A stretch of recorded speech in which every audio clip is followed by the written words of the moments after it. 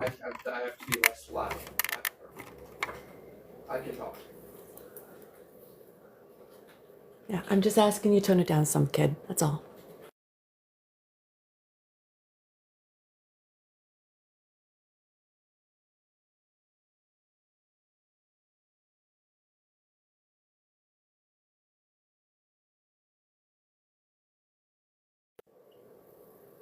So, okay, we did that.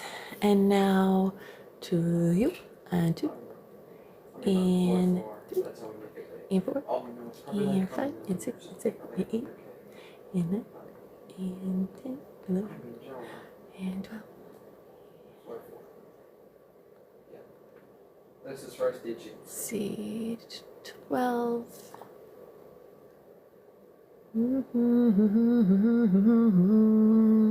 Okay, there we go.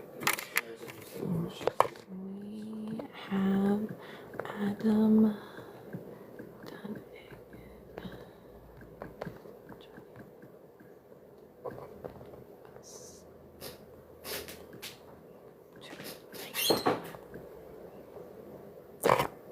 Hey, let me finish sharing real quick because once I add you, making sure I got it there and there and there. Okay, we're good. Hi, Yuaf. And we are going to add you. Confirm. Hey, Mom. What? For dinner, can I make myself some of the rotisserie? Not rotisserie, the casserole. Casserole? Yeah, that's fine. Okay. I do believe I sent Adam an invite. Nope, let's try that again. There we go.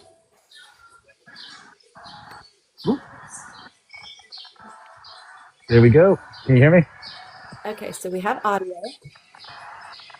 Don't have video. We just need visual. That'd be nice.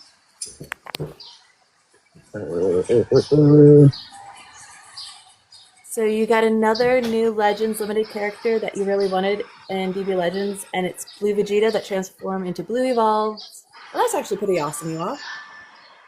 So welcome to Nerd Talk, where we do still talk nerd stuff. Welcome in, everyone.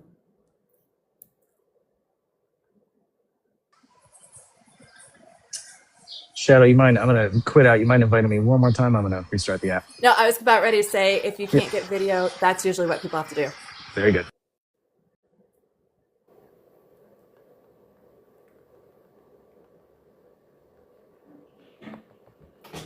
There we go. In the meantime, I will throw myself some likes.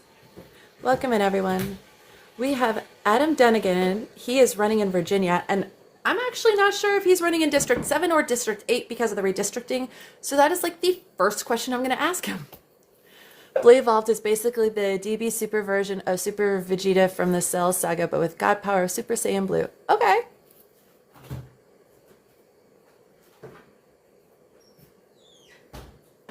There we go. Let's see if it works this time. Oh, it's looking better. I'm still in fucking camera. There you go. Hey, look at that.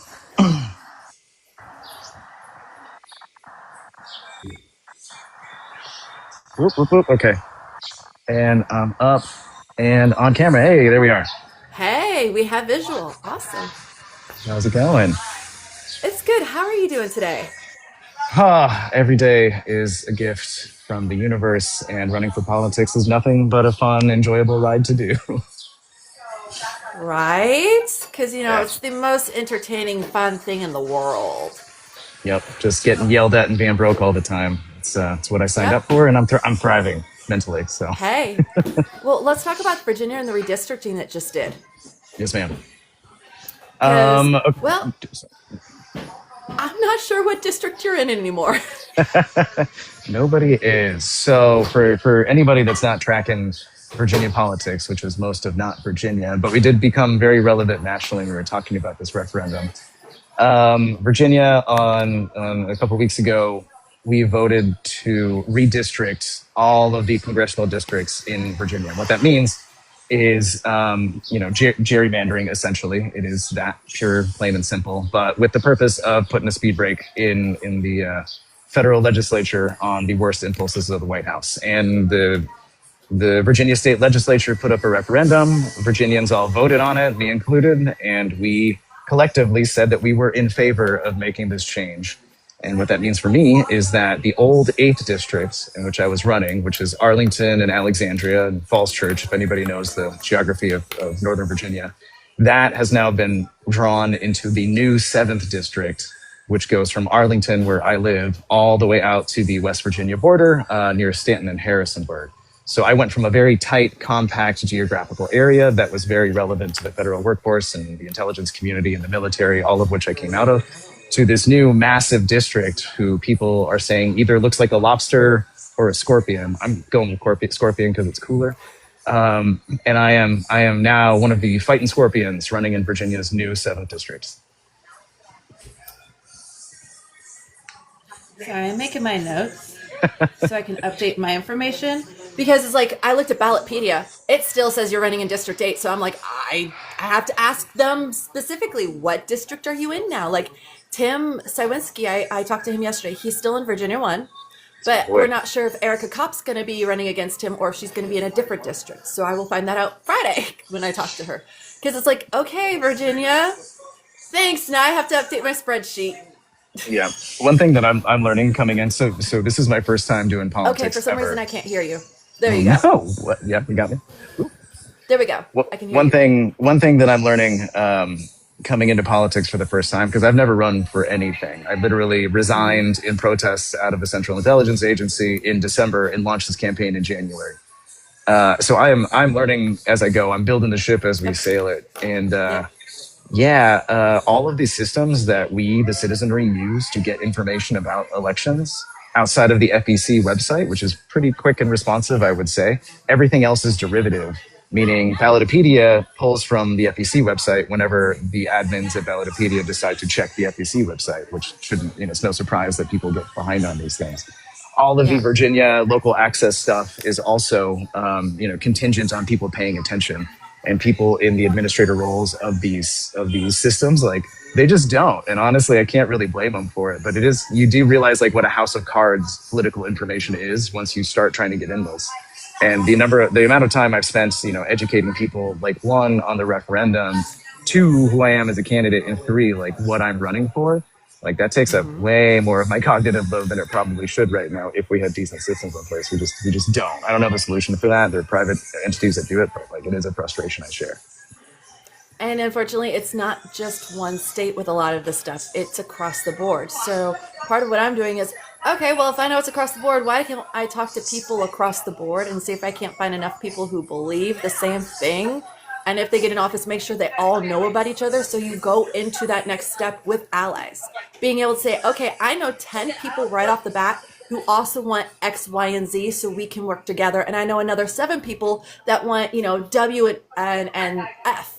And, 5 more people that want A and B. And so that way you have allies going into this where you're not by yourself trying to make these changes. Instead, you have people where, okay, let's have a brainstorming, conversation, because even though you might not have the ideas, somebody else, say in Louisiana or, in Mississippi, might have something, or someone in New York has dealt with that exact issue and knows how to handle it. So we have a lot of people who have a lot of skills and talents that once they get to that next step, I cannot wait for you guys to talk to each other, because listen, if you need someone who knows water, I got that. You need somebody who is an environmental scientist and handles cleaning up chemical spills, I know someone who does that. You need somebody who knows healthcare law, I know someone who does that. So there's a lot of things where I know people who will have those skills that you might need in order to make sure that your district and your state's taken care of. And by doing that, the whole country will be. Because what people don't understand is it's getting to the point where what's happening on the local level is affecting us on the national level, just like what's happening on the national level is affecting us on the local level. It's going hand in hand right now. It's two sides of that same coin. And I'd also interject here that you're doing the same thing that the Republicans got really good at, but in a much more ethical, systems-based way. Essentially, the conservatives, to their credit, their like dark credit on this, is they got really good at organizing a top-down principle and aligning behind a message that they were in lockstep on. There's not a lot of auto-criticism that escapes the Republican Party. And what that means is they have a more unified front and things trickle down and they can find those resources. We on the Democratic side, we are very self-critical between, let's say, like the center left and the online tanky left, for example. We'll have that dialectic within the party and it's very public, which makes it look fractured.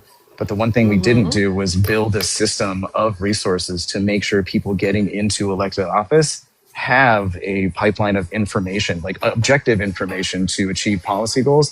That's something that we failed at over the last, I would say the last 10 to 20 years. You know, we relied on information pipelines that were fundamentally broken and more contingent on support from donors than actual good civically minded individuals trying to put out good policy. And that's what I'm trying to break. So I have a lot of respect for what you're trying to do. No, and I like that because here's the thing is, that's what everybody I'm talking to is trying to do. And mind you, I have been putting out requests to Republicans, to Democrats, to Green, to Libertarian, to Reformists, to Socialists, to Progressives, to whatever they call themselves. Because honestly, I don't really care about party title or party name or what party you're part of. I care about what you as a person stand for, what you as a person think is the right course for our country, not what your party thinks, what you feel is right, because we're at the point where we have to vote in the individuals and not the parties. Party be damned. Let's find the people who need to have our votes so they can do the things they want to do for us. Hell yes. I've run into this a lot on the street. So I am a Democrat and a progressive one at that, but I don't wear it on my sleeve. And I have like the Republican haircut and I come out of the military pipeline. I get it. So it's funny when I'm on the street doing the old school politics that I really like, you know, I can get 75% of the way through a conversation with somebody who's on the other side of the aisle, with a conservative or even like a MAGA type person. We get, you know, 3/4 of the way through that conversation before they ever realize that I'm not a Republican and that I have a very different policy agenda. Because it turns out like 80% of the country agrees on the fixes that we need, you know, like putting integrity back in and focusing on quality of life for people. Like it's not controversial. It's just branding that keeps us from having the conversation. So I'm hoping that those values that you're talking about, I can push a little bit further than maybe an activist candidate or somebody else could. No, and that's what I'm hoping as well, because it comes down to, okay, basic human rights. Who do you think qualifies for them?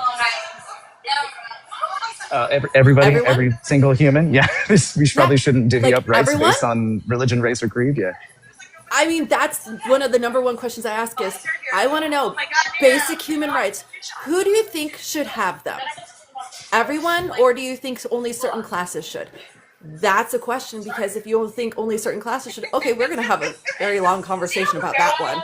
Why? Why do you think only certain classes of people or certain, you know, sections of people deserve to have human rights? We are all human.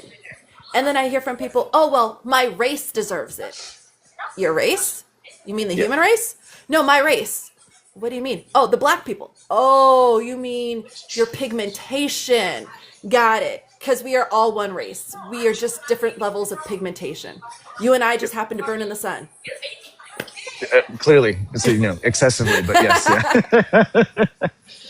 Yeah, no, I think this is it's also a question of, there's a fundamental philosophical divide between what we claim to believe as a country and who we are in practice. I've had this chat a few times. I think it's one driving factor behind the division that we have is the lack of critical thinking applied to a lot of the platitudes we espouse as Americans, right?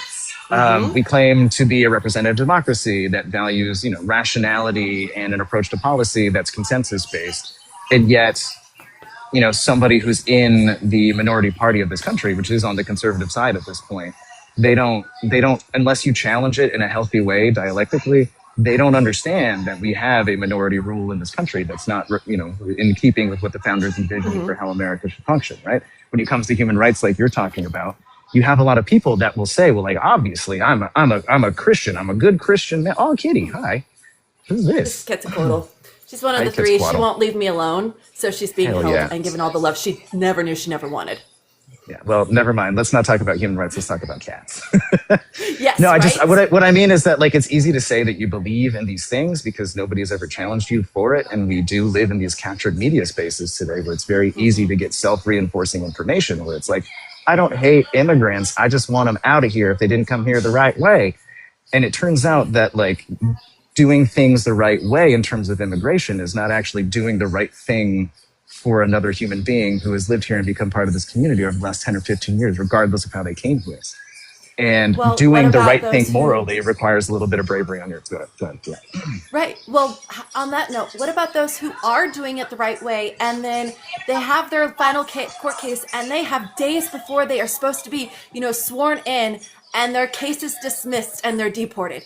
But they did it the right way. They did it exactly how you want them to.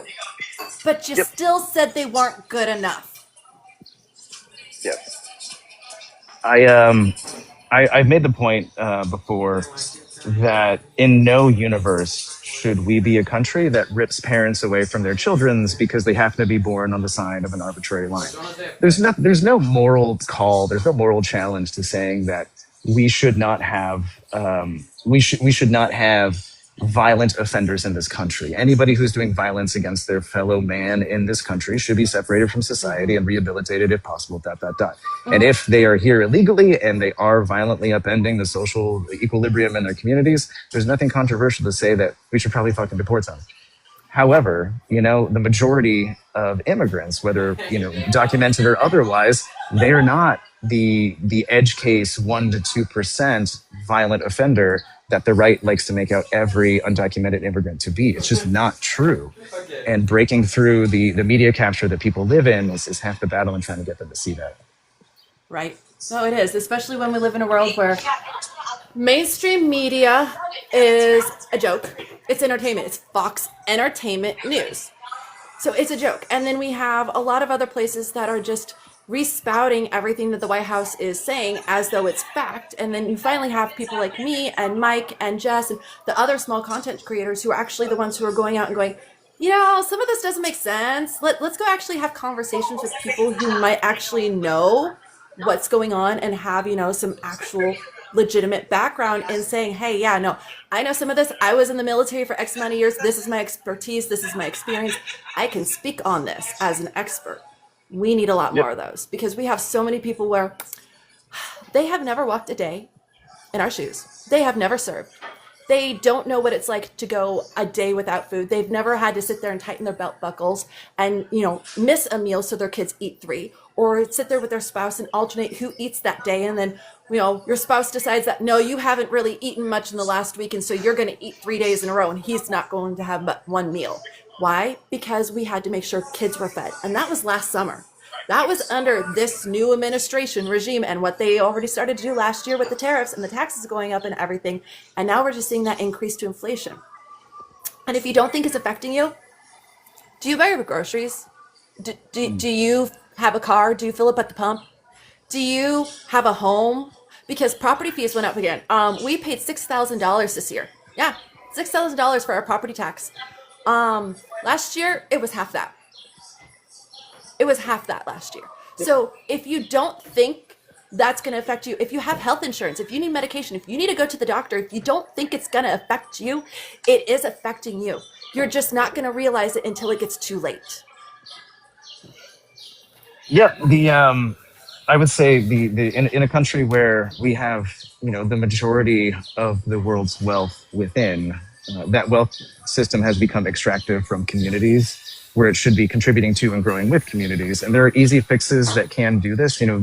We are not novel or unique in the context of history. And when you talk about needing somebody like me with a national security background to explain some of these things, to have the gravitas to have these conversations, yeah, for sure. But you also need a historian too.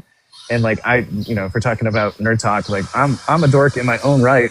And I actually really do like and care about this country. And I like to bring up the fact, especially when I'm in conversations across the aisle, which I really enjoy.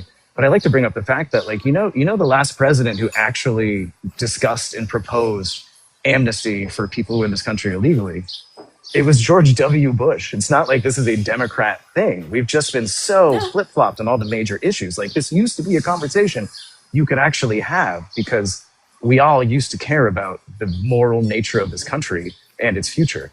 But that's been so subordinated to these money networks that have captured the money and backroom power networks that have just captured the American democracy. And I think that's what me and my boy Tim that you talked to yesterday, in Elizabeth MC Beggs in the New Eighth, like we are all ringing the same alarm bells, and we're all saying that the solutions to all of these problems starts with breaking up the political pipeline, breaking up the political financial pipelines. And unless we're willing to do that in this primary and this season specifically, like we risk total capture in the future. And I know it's a cliche to say that these elections are important, but these elections are important. God, they are so damn important, especially this year. Because guys, I'm not going to hate to say this. I'm going to just be point blank. This is the year. If we don't do it, we are effed for the rest of our lives. And I wish I were joking and that was satire. But if we don't step up and do something now, start doing something today, we are royally fucked without lube. That is the sweetest, kindest way I can put that. Hell yeah. You know, but that's just where we're at. Like, we talk solutions. One of the easiest solutions, and I know that there's people out there who hate it, but even the CEO of Goldman Sachs is sitting there saying we need to tax the rich their fair share. We need to tax the earned income, and we also need to tax their accrued assets. Basically, the interest they earn off of all of their investments that is not taxed, that they live off of. That is how they are able to keep their billion-dollar lifestyle, is because they live off of the interest of all of their investments. Musk will be the first to tell you he's actually cash poor. All of his money is tied up in investments. If he had to liquidate, yeah, he'd be, multi-billionaire. But if he had to go and get X amount of money out of his bank account right now, he wouldn't actually have it because he's cash poor. That's what happens with a lot of our rich friends, is they're not cash rich. Believe it or not, if you have $20 in your pocket, you actually have more physical cash than they do. But they have so much tied up in investments, and they've been able to get all that money without having to pay any sort of tax on it. That's where the huge gap has become. If we can close that, literally just by taxing their income, or just by taxing the interest that they accrue each year. Yep. I'd point anybody who's curious about this and wants to see some ethical actors in the financial space. There's this group out there called the Patriotic Millionaires, and I was super skeptical of these boys when I first heard about them in the political pipeline. Essentially, they have their own PAC and they endorse people. I have not received this endorsement, for the record, nor am I overtly gunning for this. I'm bringing this up because this is a group of people with higher net wealth, and they are the first ones to propose a wealth tax on themselves and billionaires. They call themselves patriotic because they actually give a shit about this country, and they're saying that a progressive tax on capital gains and these kinds of financial instruments that would extract not from the working class but from the moneyed class is probably a first step in how to right the ship financially in America and break those corruption networks, passive corruption networks that exist. Now I'll also say that I'm sorry, please. No, I was going to say, it's going to be the only way we're going to solve our insolvency, because he added 2.5 trillion with a T. Just a couple trillies. Just a couple trillies. What's the big deal? Yeah. 2.5 trillion last year alone. What is he going to do this year? Because obviously he doesn't care whether or not he's raising the national debt. He just cares whether or not he can have his wars. Yep. Said the No New Wars, candidate. Yeah, the president of peace who killed 128 girls in a school in Iran. Yeah. They have the Board of Peace because they are in fact bored of peace. Oh my God! Oh, the Board of Peace. I can go off on this. I have to campaign a little bit on this. As a guy who worked in foreign policy, yeah, granted I was on the CIA side, so I had a very specific view into that world. But as a guy who worked in foreign policy and was shoulder to shoulder with USAID and State Department and the military and everybody overseas, the fact that Trump has been so artfully creating these parallel structures in foreign policy and multilateral conversations with other countries, that's super scary, and it should really freak you out, because I know the UN is inefficient. I know that NATO can seem masturbatory, at least occasionally, when there's no war going on. But our ability to set up these systems post World War II and the foundation of the Pax Americana, was like what this country could be proud of. And the fact that he has so thoroughly discredited our participation in NATO and broken up our participation or our credibility within international institutions like the United Nations and the World Health Organization, like that should freak everybody out, because those are the kind of structures that we need to maintain a peaceful international system. And those structures are going to be that much less invested in American participation and leadership in the future. It's going to take decades for us to undo what he's done to those structures. I'm here for that fight. Like, I hope that I can be part of taking those back and putting some credibility back behind America. But God damn it, there's a lot of work to do. Oh yeah, there is, and I'm getting the feeling that you are the same as the majority of the people I've interviewed, who understand, like, yeah, this is their first time, this is their first shot. Let's be honest. In life, you don't succeed 90% of the time that you try something new. You don't. The first time, you don't. So, okay, cool. Let's say you get it. Fantastic. We continue on. If you don't, well, Adam, I will continue supporting you. I will continue interviewing you. I will continue getting your message out to as many people, because guess what? In 2 years, then we will take it by storm and we will roll tide it. We will roll tide. But that's just it is, okay, so let's be honest, have honest conversations. Let's be blunt about it. There's a chance you're not going to win. Okay, cool. But you know what? I don't think you're done. Something inside me says you are in it for the long haul. You don't care if it takes 1 year, 2 years, 5 years, or 10. You will fight until there's no fight left. Sound right? Yep. 100%. Yep. So I think, I mean, yeah, obviously this is a long shot what I'm doing right now, but based on my time on the street, based on my time on the street, based on my time talking to people, and with my initial foray into the old 8th district, where I was running against one of the most powerful Democrats in the fucking country, I made a lot of ground, especially in terms of finance, like donations behind my campaign, which is very important to the Washington class. Behind a lot of people for, like, I have a core team of about 40 to 50 volunteers right now. Like, it has nothing to do with me. It has everything to do with, like, the mission that I put my campaign on, which is fundamentally intuitive to, I think, every citizen of this country. What you need, we all hate politicians and we all want to see these pipelines broken up anyway.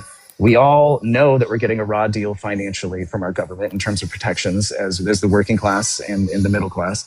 We all know that there is work to be done for this country and for the betterment of this country, for our future, and it's just not happening because we have a class of hand-wringing, too afraid of their shadow Democrats, and we have a class of lunatic conservatives in office right now that are just essentially at the core, like, political nihilists. There's no fix to that, to the problems that plague us in the Democratic Party or the problems that plague us nationally being under the Trump administration. There's no fix to that doesn't include outside dark horse, David and Goliath, fuck you, punk rock candidates. And that's what I'm trying to do as part of that. Yeah, I was talking to somebody, and it was funny because I sent him an invitation to come on live until I realized, oh, he wasn't a candidate, but I'd been watching his videos going, I thought you were. And we talked about this, and he goes, well, I don't think the world's ready for, a heavily tatted, bearded vet with a mouth. And I go, well, sweetheart, the world may not be ready for it, but then again, they're not ready for a heavily tatted, blunt as hell woman who wants to be a political journalist. I mean, but here we are. Just because the world's not ready doesn't mean you're not ready. And if you feel you're ready, start doing it. Because you know what? The only thing that's going to happen if you don't do it is there's no way you can win if you don't even try. Yeah. So what? You fail a few times. And if I told you all the stories of my life, the amount of times I have failed at endeavors and then tried a different way and then tried a different way and then finally found my path and my niche in my life. For me, I went back to school to be a licensed massage therapist at 35. Now 41, I'll be 42 in July. Worked for a spa, started on my own business. Thought table massage would take off. Yeah, that has not taken off. I have like 4 clients. But what has taken off? My chair massage portion of it. I have 8 multi-day events this year. I made $700 by myself over 2 days, and one of those days was basically rained out because we had, rain and heavy winds coming in. So yeah, okay, so my niche happens to be medieval combat. I work with the Medieval Combat Society. I work with people who dress up in Renaissance clothes and foam swords and shields and spears and beat the ever-loving crap out of each other. And then I put them back together. Where are you based out of? Which Renfest do you go? So I do a lot of them. I'm doing a lot of it in Indiana. I have one in Ohio and one in Pennsylvania. I am also If you ever come to working the on Maryland getting- Run Fest, I'm going to insist because it's the big one, right? The Maryland Run Fest. Yeah. There's also one down by Fredericksburg. But if you ever come out this way, I'm coming with you because I love that stuff. Well, here's the thing. You'll have to insist because regardless, I've already decided that at least twice a year, I will make trips out to DC with my table. I will work on the candidates I interviewed, and then I will have a sit down conversation with them. I will want this massage so you. much. You will pay me for massage. Yes, I of do course, this it's for fair. free. Massaging is what you pay me for because that's what I have my degree and licensure in, and that's my business. Okay? Yes, ma'am. So you pay me for that. But that's my goal, is to actually go out and work on the people I interviewed, help you make sure that you're staying healthy on top of it all, but then have those accountability conversations with you. Record it so that way I can put it back to the people. You know, do it on TikTok. Have you sit next to me and just have that conversation and let people join in and join us in the conversation. Like things like that where it's a little bit more intimate because we're physically there and people understand that, oh no, we are physically holding these people accountable. Like Tim already told me, hey, if he makes it, his door is always open to me. Anytime I want to come in and have a conversation. I love that. That's what I want to hear is my door will be open to you whenever you want it. That's Yes, how it ma'am. should be. And likewise, I would also say that your system already has some good proof of concept. If anybody goes back in my social media history here, Instagram, whatever, you'll see I actually did one of my first political interviews with a local chiropractor. And I didn't realize when I showed up that it was going to be an actual chiropractic session. So he would like crack my bones and then ask me like, what are your thoughts on Israel Palestine? It was very, very intense. I was not ready for any of that. I mean, I think we did okay, but I think you're onto something here with your system.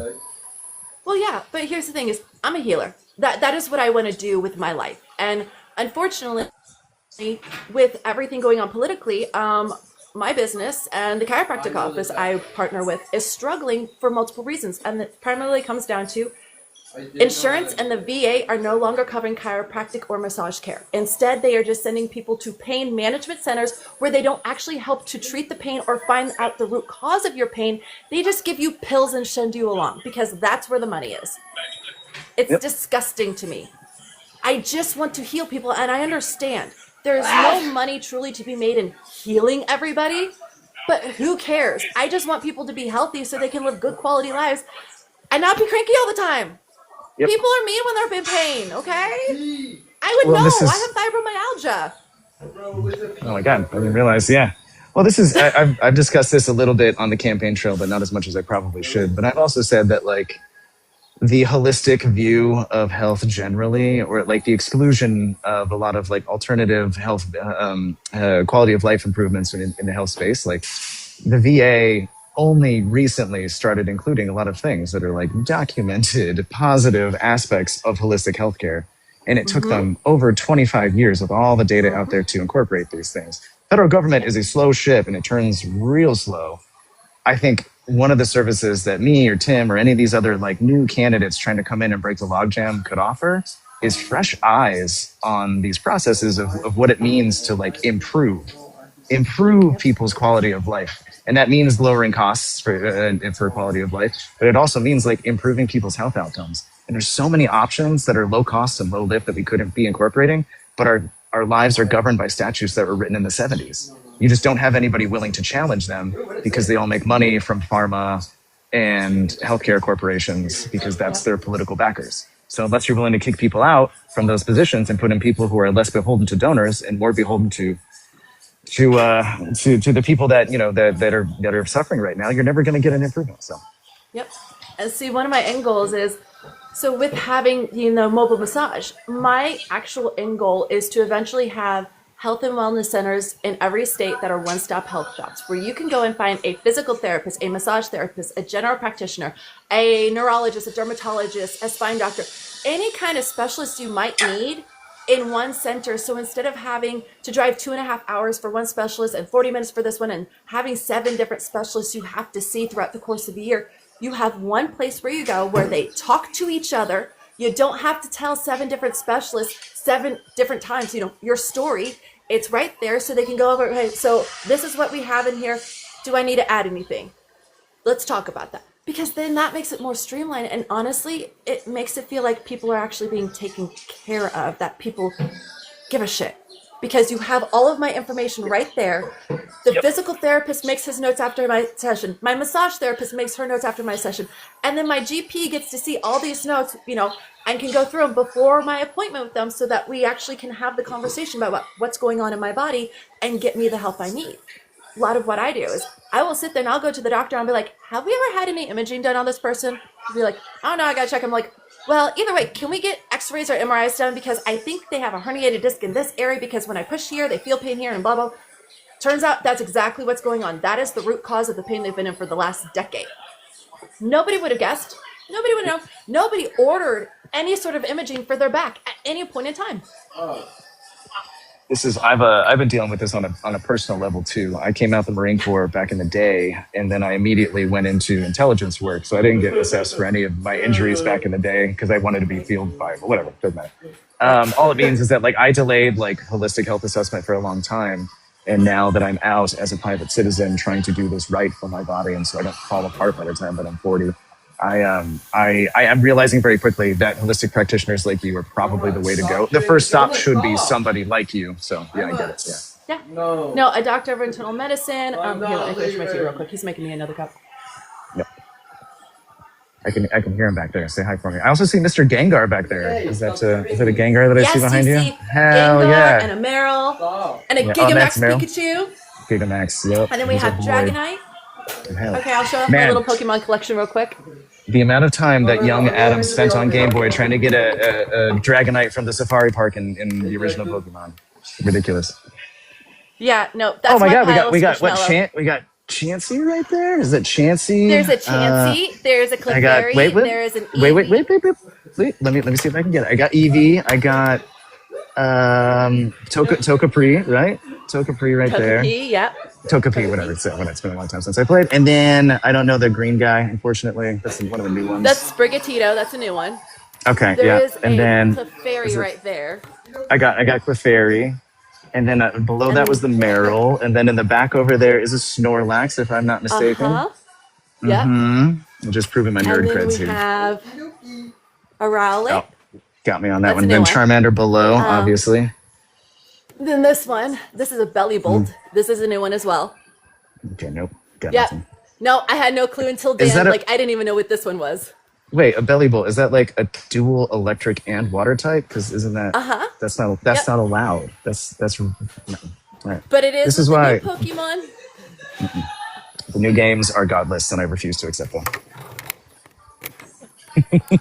So yes, this is nerd talk. If you can't tell, I'm a nerd. I have a Legend of Zelda calf sleeve. We're nerds here. But that's exactly why we need to be doing this, is because do you know how many of us out there are nerds?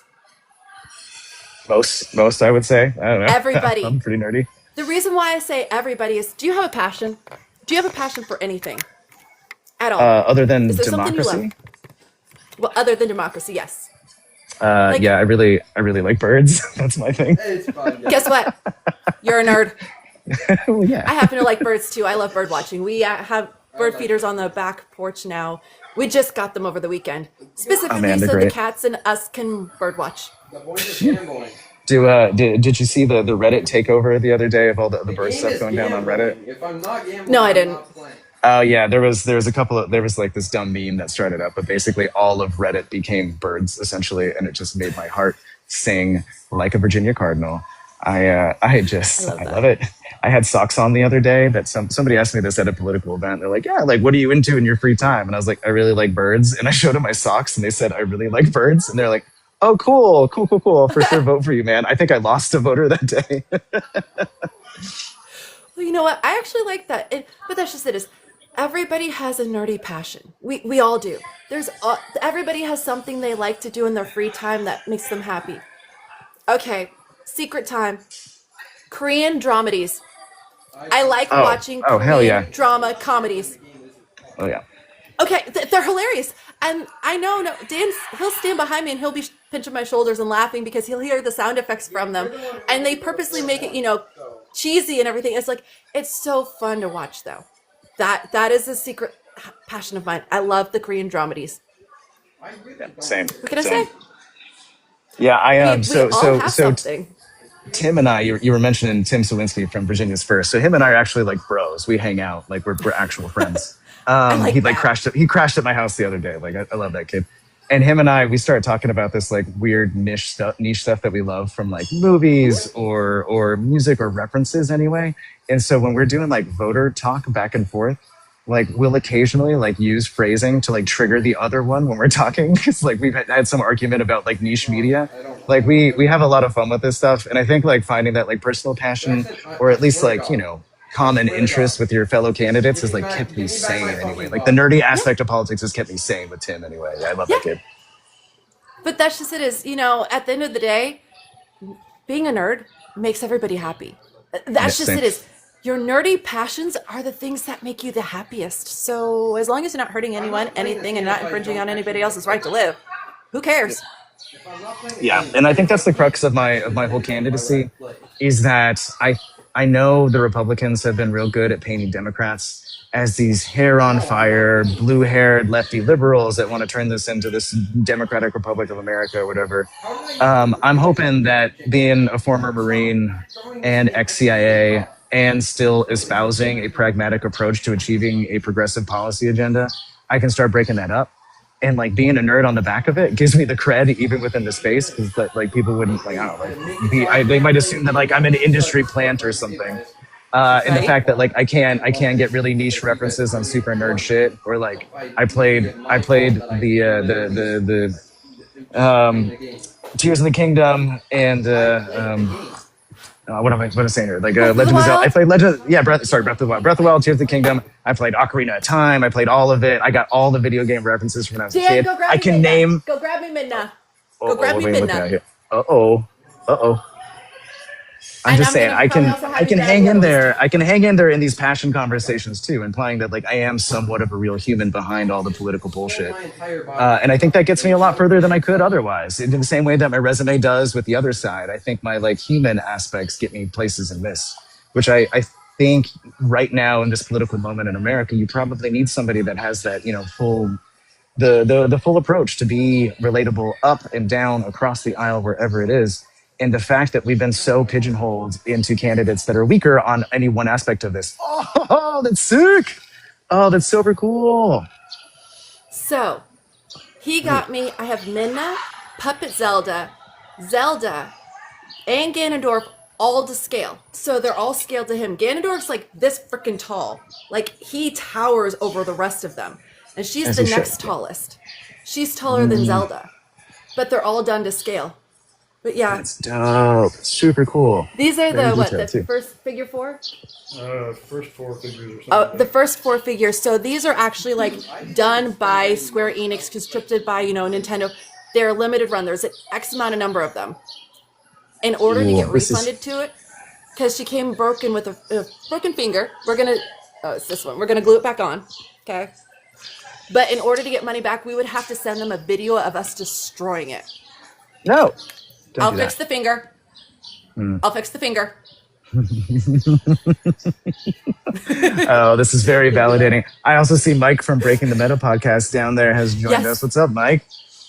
I love that guy too. Become a pro karaoke singer. Are you as bad as I am and can't hold a pitch?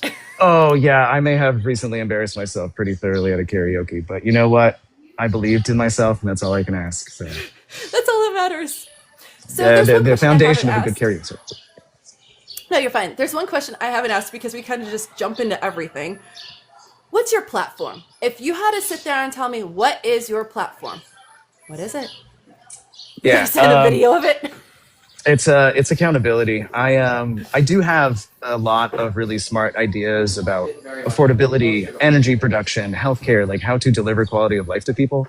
But I feel like right now in this political moment in America, you cannot start trying to treat the symptoms until you treat the disease, and that disease is accountability. It's consequences for breaking the law. The best thing and worst thing about America is that we have been a nation of laws for forever. And those laws have been passed or struck down on moral reasons to sometimes harm groups, but usually try to help people. We have created this legal system trying to get everyone a fair shot and a fair shake at creating the kind of life that they want for themselves, their family, whoever comes with them. And we have gotten so far away from who we claim to be fundamentally as Americans because there is no accountability in Washington anymore. Naked corruption at the highest levels is not punished. The fundamental disrespect and disruption caused to the federal architecture by 22-year-olds off Twitter through Doge and the rifts at USAID never got punished, right? And there is a moral inversion in this country that's just not tenable if we want to get back to who we claim to be as Americans. A good example on this is here in Virginia, we got the data center alley, right? AI is growing exponentially. There's no regulation on it. We are the data center capital of the world in Virginia, and people are, and rightfully so, are growing in consternation at this because the data centers are dropping into communities. A lot of them are built within 300 feet of residential properties, and they look like supermax fucking prisons. We have a situation in which you have families, PhDs, specialists in their fields that were summarily dismissed from their careers because Big Balls and the Doge boys decided that they were no longer useful to the federal architecture. So they can't pay their bills. Their families are struggling, and they are living in the literal shadow of wealth that they will never touch and that they know will never come back to this community. It's not just an economic inversion, it's a moral inversion, and there has to be consequences for anybody who broke the wall and setting these systems up that are harming people. That is my platform in a nutshell. I have a lot of other priorities. I have some really good policy. I have a lot of good people advising me on people who are way smarter than I am on healthcare and education and all the rest. And I encourage people to go to my website, adam4congress.com. Go read what I'm trying to do, and I think you'll agree with it. But I am structured on being the wrath of consequence against the people who have fundamentally dishonored the oaths that they took to office. Love that, because we need more of that. Like I told you earlier, we need accountability. That's part of the reason why, I will be having conversations with you all throughout the course, which I know Mike probably will too. And then when you get elected afterwards. Why? Well, because the whole accountability thing is, if I can have those conversations with you and ask you the hard questions like, okay, you said you were going to do this. Why is it not happening? Which we will give you grace. That's the thing is, we just want the answers to the questions as to the whys behind the things aren't happening that you said would happen. If it's because you're getting a lot of pushback, okay, well then we the people, what do we need to do to help you make these things happen? Who do we need to contact and say, hey, stop fighting them, start working with them? Because, hey, we'll spread the message, we'll spread the word. That's the easy part. The hard part is actually holding people accountable and getting the answers to those questions. So we have 15 people who say, yes, please hold me accountable so I can hold everybody else accountable. That makes it easy for us, the people, to go, okay, so we'll ask you the questions because you're going to have the answers because you're trying to hold the rest of them accountable too. So what's going on? It makes it easier for the people. Go ahead. No, I was going to say, I would also point out, if your audience gets into my platform at all, you'll also see that I'm taking a voluntary ethics pledge, because the kind of people that you're sending to do this work for accountability and consequence, they have to hold themselves accountable before there's legislation requiring it. I'm trying to set the example via this ethics pledge. And the ethics pledge essentially says, I'm voluntarily term limiting. I shall not be in office for longer than 8 years. I'm putting my assets in a blind trust. I shall not trade stocks in office. And I think most significantly on that pledge, and this is what really seems to resonate with people, any money that I make past my salary while I'm in office, 50% of that gets donated back to whatever district I represent, whether it's the old 8th or the new 7th, because I don't think, it's the military mindset in me where the commander never ate before the troops. And I'm not going to take profit off the people that sent me to office. I think that's the bare minimum that we should expect. And in the absence of legislation that requires it, you need people that are going to do it voluntarily. I'm one of them. Yep. No, and you're not the only one. I've talked to a few others who have taken similar pledges, who have put everything into blind trust, and have said they will not touch that until they are done running for office, period. So if that means it's 10 years, it's 10 years. They won't touch it. Yep. Cool. That's what I want to hear is, yeah, sure, I have some investments, I have some stocks, but you know what? Blind trust, I'm going to let somebody else take care of it. I don't want to know anything about it. I don't want to know. Just do your thing. I'm going to focus on everything over here. That's what we need, because I don't care if you have investments. I care about whether or not you're making new investments, whether or not you're making new money when you shouldn't be, because you should not be making money off of politics. You should not be doing insider trading. That's the problem. If we still have a stock market after this administration. Oh my God. Yeah. And that's just, it's Wall Street bets up and down, man. But we also that was a fundamental aspect of the original democracies in the Greek peninsula or the Roman Republic. They knew that the encroachment of special interests, self-enrichment, was toxic to a representative government. And somehow moneyed interests over time have sanded us down on what is acceptable. And what we have right now, again, is a moral inversion of who we claim to be as a people. And I'm here to start fixing it through example, by setting the example. So send me to Washington and send me and Tim to Washington and see what kind of nuisances we are to everybody else. It's gonna be wild. All I can say is, if you both go, I look forward to seeing both of you in the same room and seeing the antics you guys generate. I really do. There are high shenanigans, yeah. And believe it or not, I will be right there behind you because I am the Chaos Kitten waving the shenanigans flag. Yes, ma'am. All right, I got to jump off, Shadow, but this interview was great. Anybody who if I said anything that resonated, please go check out my website. I promise you, I'm a real person trying to do the right thing by my people out here. It's Adam4 Congress.com. Anybody, if you can donate to my campaign, it means the world to me and the team, and it helps keep me doing this. I hate asking for donations, but it is an unfortunate product of the political system. And if you are feeling isolated, get behind Shadow's thing here, right into my campaign. We got a whole digital volunteer thing. If you feel like the world is leaving you behind, grab something like this and become a part of it. It's super important, not just for our democracy, but for your own mental health. Once you meet some of the people that are coming around campaigns like mine and things like Shadow's, you might start feeling a little bit more optimistic about what the future could potentially hold for us. And that's the last prescription I'll make on this. And that's something huge for me, because I'll be the first to admit, we until recently were thinking about selling everything off and moving out of the country. And I decided that me doing this is my last ditch effort to try to help fix the country I was born into, my home. The place I consider home is America. I have since I was born. I have been born to bleed red, white, and blue, as we all have. To sit there and think about having to sell off everything I've built here to move and start over somewhere else, it's terrifying. And it's not something any of us want to do, I don't think. I would rather fix what we have here and make our home livable again. Make our home where we will thrive instead of barely survive. But yeah, I'll let you go. Oh no, I'll double down on that too. If anybody's feeling like you were, know that same mentality affects everybody. When I quit CIA, I did it with the specific intent to come in here and give one last shot, one kamikaze run at the corporate political machine, and that's what I'm doing, which is why everybody calls me nuts. But bravery and stupidity are often the same thing. It just depends on outcome. And if you got it in your heart to steel yourself and still believe in this country that we can be the people that we claim to be, I'm right there with you, and I ain't giving up. I have to say, the ones that create the biggest change are always the ones called fools. Indeed. So, no, I will let you go since, you have things to do. But what I'll do is I will get a copy of this over to you. I'll get the best email address from you.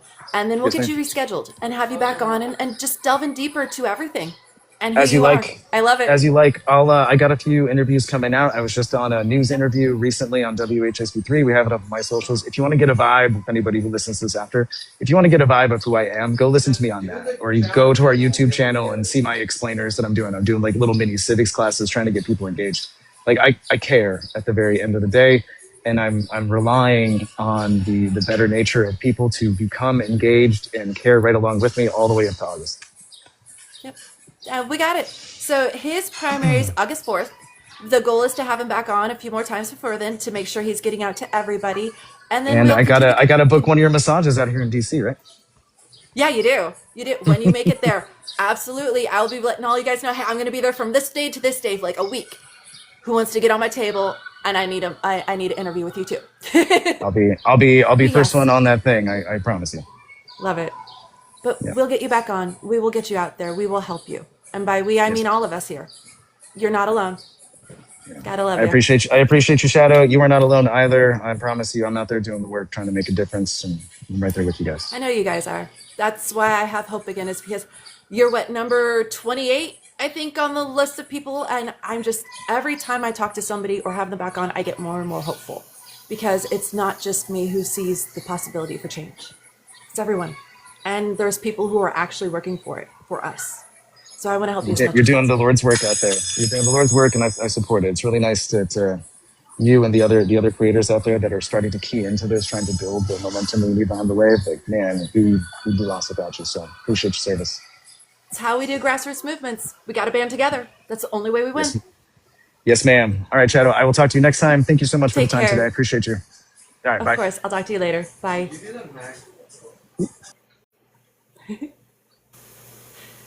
So everybody, that was Adam Dunigan. He is running in Virginia. They just did their redistricting. So even if you go to some of the websites, they say he's in District 8. He is actually running in District 7 now. So they redistricted. He's in District 7. Go to, or if you haven't already, follow Adam for VA7. Go to his website. I had a really good conversation with him, and I can't wait to have him back. But I'm going to hop off, guys. Much love and take care. I will definitely be back Friday at 6 p.m. with Erica Kopp. I'm not sure if she's still in Virginia District 1 or if she's been moved, so that is going to be one of the first questions we find out. I hope to see you all then. Take care.